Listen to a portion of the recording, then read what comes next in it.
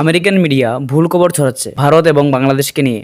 হ্যাঁ, আপনি ঠিক শুনছেন। এরই মধ্যে ভারতের বিদেশ মন্ত্রণালয় ওপেনলি সারা দেশের সামনে বলেছে যে আমেরিকান মিডিয়া ভুলভাল রিপোর্ট ছড়াচ্ছে এবং ভারতকে দোষারোপ করছে বাংলাদেশে আগত বন্যার জন্য।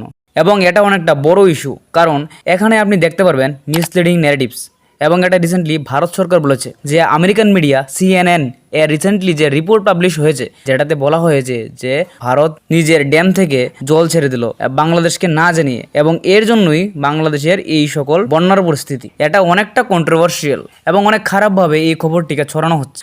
দেখুন, CNN একটি বড় গ্লোবাল মিডিয়া এবং ভারত বাংলাদেশ উভয় দেশেই এর খবর দেখা হয়, এবং CNN এর মতো মিডিয়া চ্যানেলের রিপোর্টার যদি এইভাবে স্টেটমেন্ট দেয় তো সারা দেশ বিদেশের মানুষ দেখবে এবং এটাই সত্য হিসেবে মানতে পারে। দেখুন, বাংলাদেশের অনেক জায়গায় বন্যার মতো অবস্থা, বিশেষ করে চট্টগ্রামের দিকে বিশাল জলরাশি, এবং এই বন্যা দ্বারা আক্রান্ত হয়ে 60 জনের মতো মারা গেছে এবং 50 লাখের উপর লোক বন্যা দ্বারা পীড়িত, যাদের নিজের ঘরবাড়ি ছেড়ে চলে যেতে হয়েছে।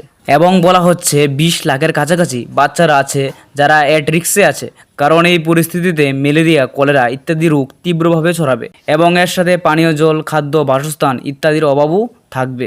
তো এখন যা হয়েছে, বাংলাদেশের অনেক লোকজন আছে যারা সাধারণত ভারতকে এত পছন্দ করে না, তারাই গুজব ছড়াতে শুরু করে যে ত্রিপুরার যে ড্যাম আছে ডুম্বুর, এর জল ছেড়ে দেওয়া হয়েছে বাংলাদেশকে কোনো ওয়ার্নিং না দিয়েই, এবং এর জন্য বাংলাদেশের আজ এই বন্যার পরিস্থিতি।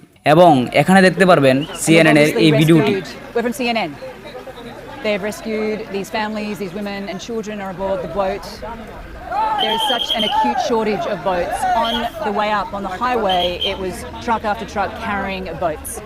People here are angry. They say they have never seen this sort of flooding in their lifetime.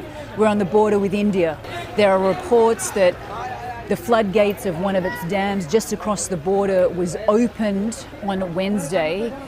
And that created this surge of water. এবং এই ভিডিওটি বাংলাদেশে অনেক ভাইরালও হয়েছে, কারণ যারা ভারত বিরোধী চিন্তা সম্পন্ন ব্যক্তি তারাই এই গুজবটা ছড়াচ্ছে, এবং এর ফলে ভারত বাংলার সম্পর্কও খারাপ হতে পারে।